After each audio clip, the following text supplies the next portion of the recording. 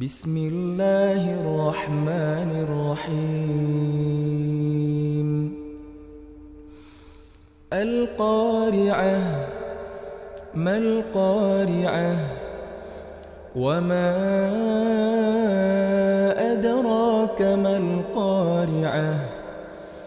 يوم يكون الناس كالفراش المبثوث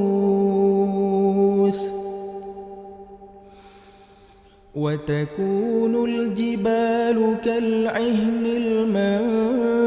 المنفوش فأما من